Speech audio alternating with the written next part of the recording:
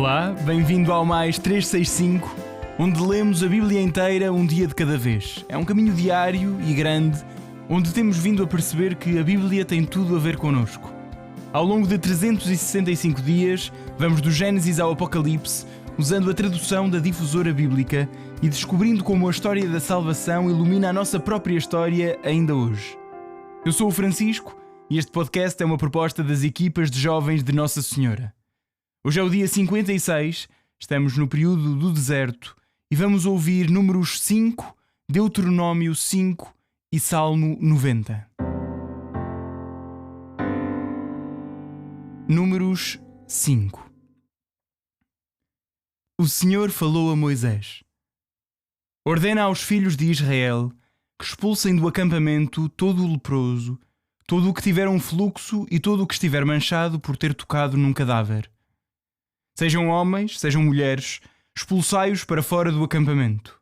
Expulsá-los-eis e não contaminarão os seus acampamentos no meio dos quais eu habito. Assim fizeram os filhos de Israel, expulsando-os para fora do acampamento. Como o Senhor tinha ordenado a Moisés, assim fizeram os filhos de Israel.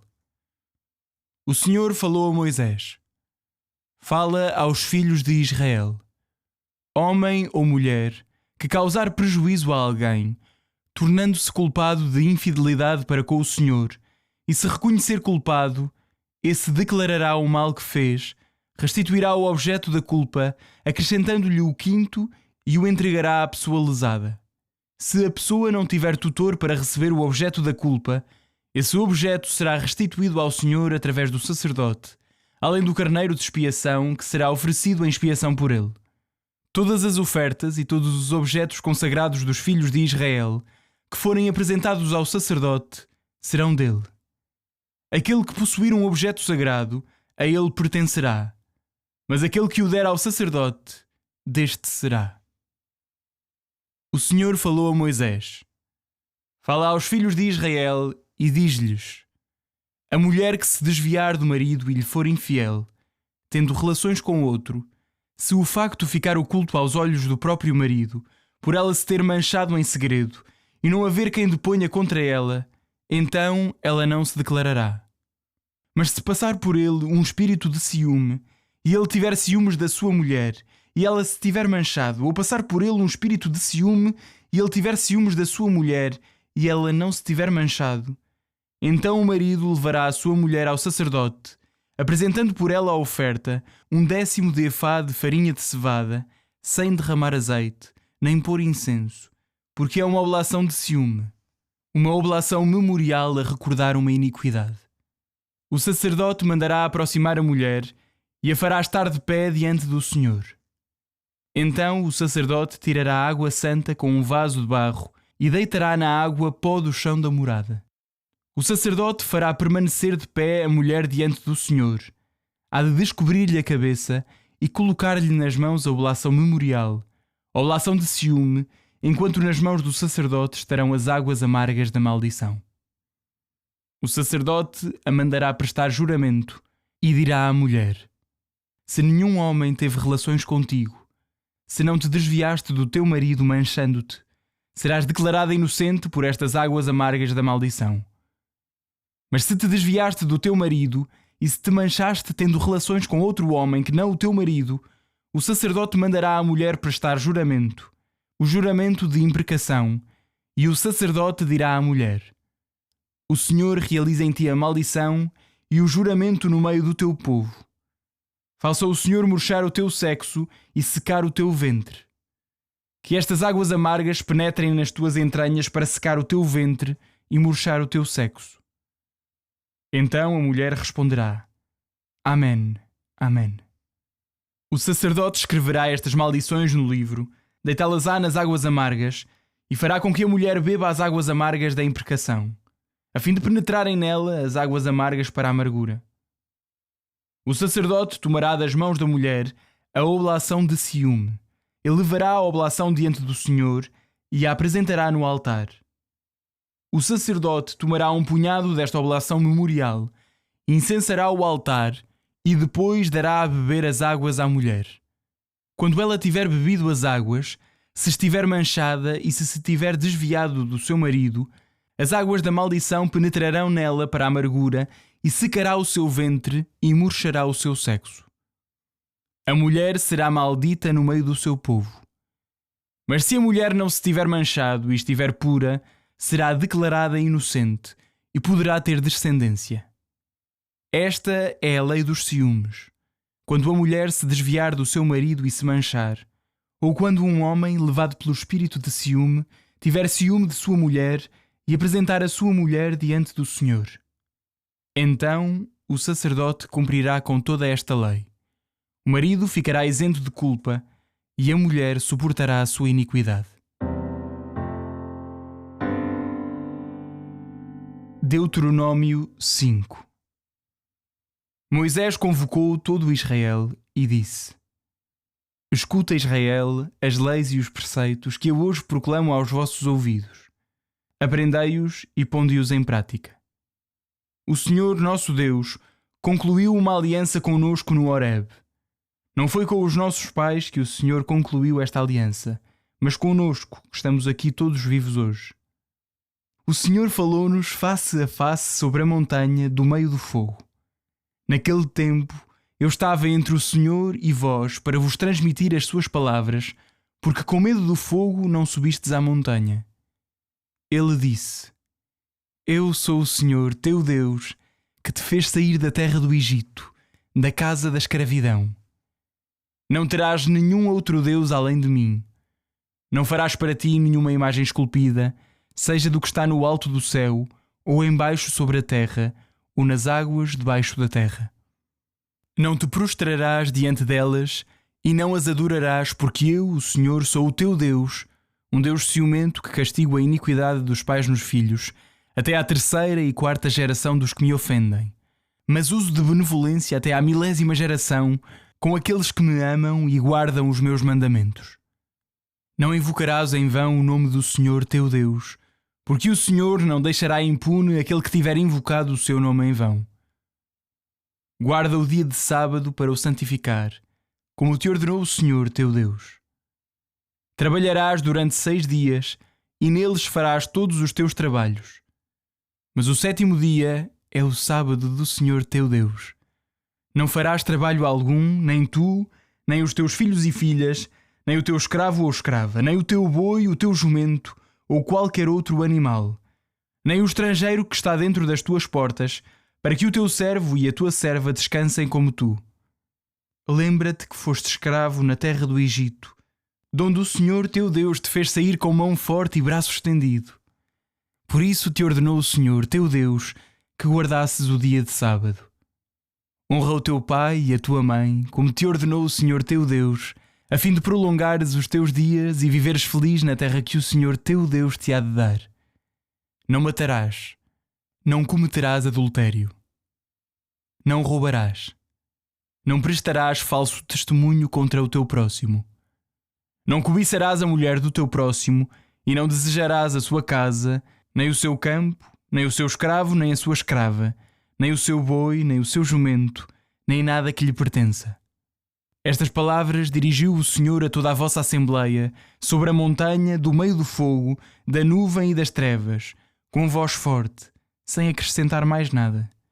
Escreveu-as em 2 tábuas de pedra e entregou-mas.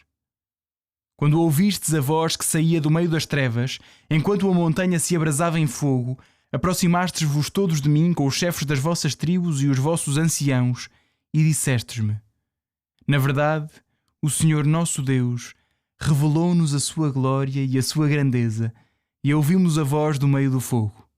Hoje mesmo damos-nos conta de que Deus pode falar ao homem e este continuar vivo. Mas agora não iremos morrer consumidos por esse grande fogo? Se continuarmos a ouvir a voz do Senhor nosso Deus, morreremos. Pois que criatura poderá ouvir a voz do Deus vivo, falando do meio do fogo, como nós ouvimos, e permanecer viva? Vai tu e escuta tudo o que disser o Senhor nosso Deus. E depois tu nos dirás tudo o que o Senhor nosso Deus te tiver dito. Então ouviremos e obedeceremos. O Senhor ouviu a súplica das vossas palavras enquanto me faláveis e disse-me: Ouvi a súplica das palavras que esse povo te dirigiu. Tudo o que eles disseram está bem. Quem dera que tivessem sempre a peito temer-me e cumprir todos os meus mandamentos, para serem eternamente felizes, eles e os seus filhos. Vai, diz-lhes que voltem para as suas tendas. Tu, porém, fica aqui comigo, e eu te exporei todos os mandamentos, leis e preceitos, que lhes ensinarás e que eles cumprirão na terra que eu lhes darei em propriedade. Tomai cuidado em cumprir o que vos ordenou o Senhor, vosso Deus. Não vos afasteis para a direita nem para a esquerda. Segui o caminho que o Senhor vosso Deus vos ordenou, para viverdes e serdes felizes. Assim, prolongareis a vida na terra de que ides tomar posse.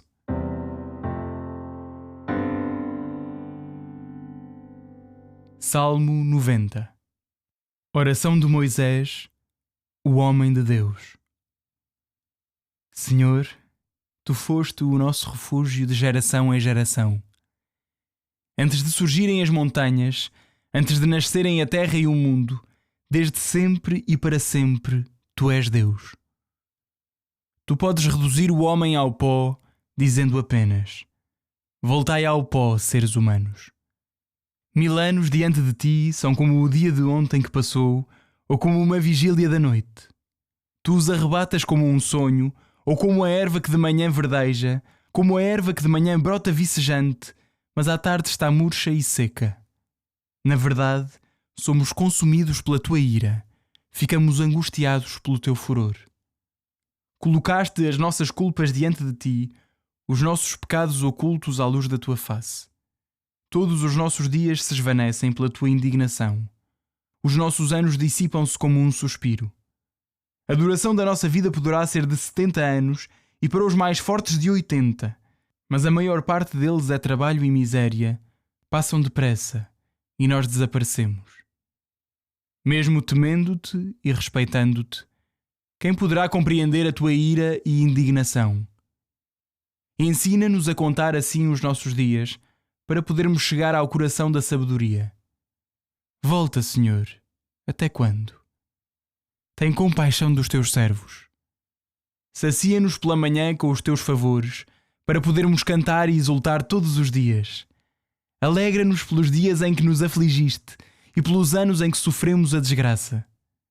Manifesta aos Teus servos a Tua obra e aos filhos deles o Teu esplendor. Venham sobre nós as graças do Senhor nosso Deus. Confirma em nosso favor a obra das nossas mãos. Faz prosperar a obra das nossas mãos.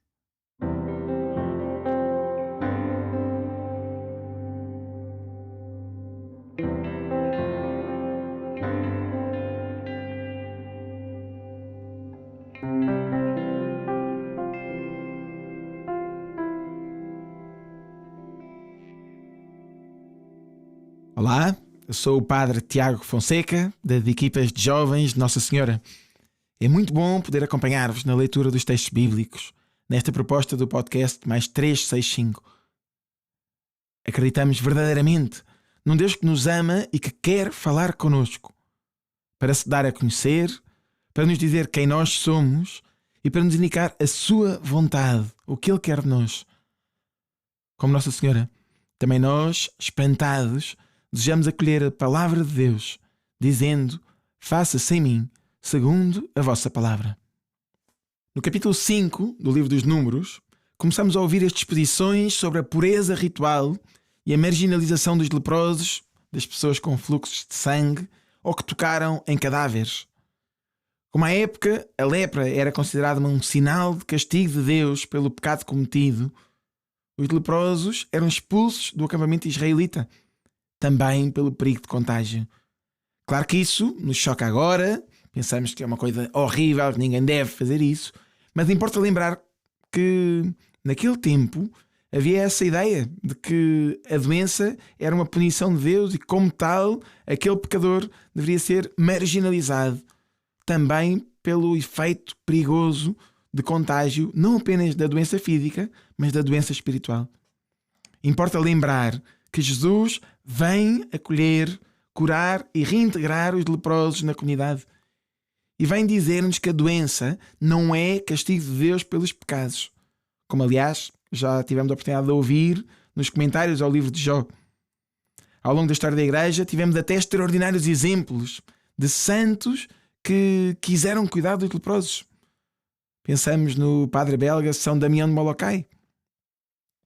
E ainda neste capítulo também importa destacar a consciência que o povo de Israel já tem de que o pecado cometido contra outra pessoa do povo é uma traição cometida contra o próprio Deus.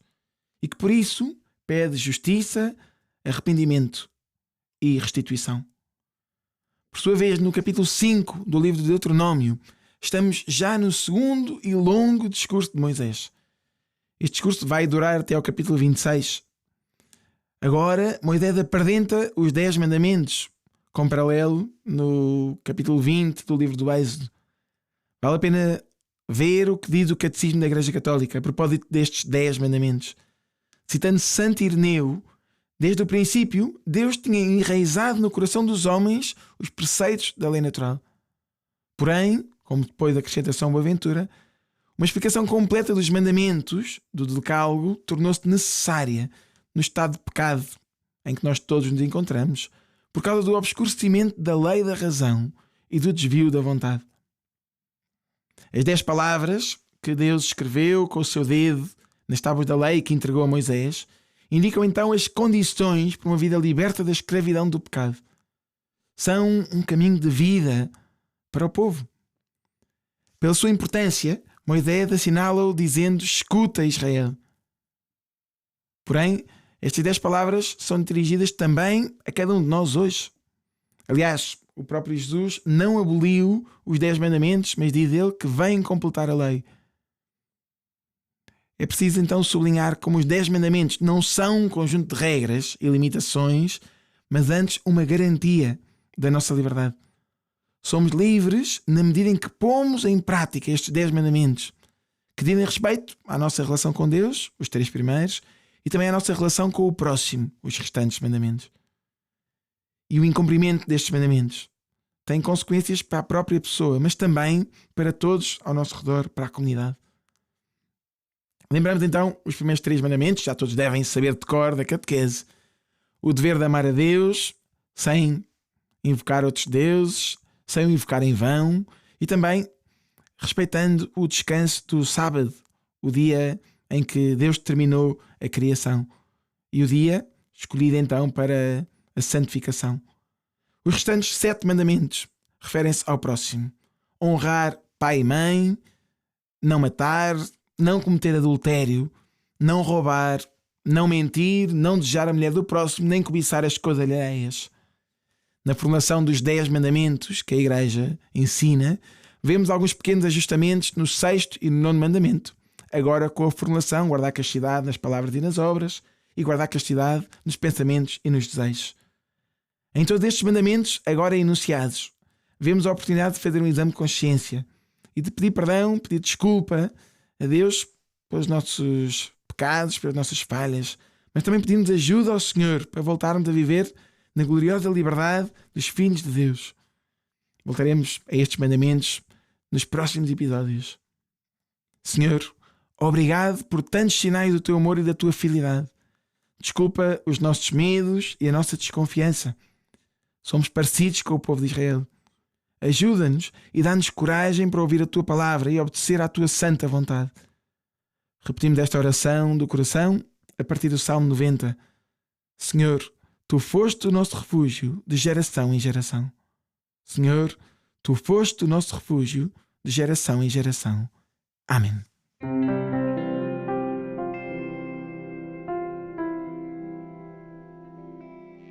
A minha alma glorifica o Senhor, e o meu espírito se alegra em Deus, meu Salvador. Porque pôs os olhos na humildade da sua serva, de hoje em diante me chamarão bem-aventurada todas as gerações. O Todo-Poderoso fez em mim maravilhas, santo é o seu nome. A sua misericórdia se estende de geração em geração sobre aqueles que o temem. Manifestou o poder do seu braço e dispersou os soberbos. Derrubou os poderosos de seus tronos e exaltou os humildes. Aos famintos encheu de bens e aos ricos despediu de mãos vazias. Acolheu a Israel seu servo, lembrado da sua misericórdia, como tinha prometido a nossos pais, a Abraão e à sua descendência para sempre. Glória ao Pai, ao Filho e ao Espírito Santo, como era no princípio, agora e sempre. Amém.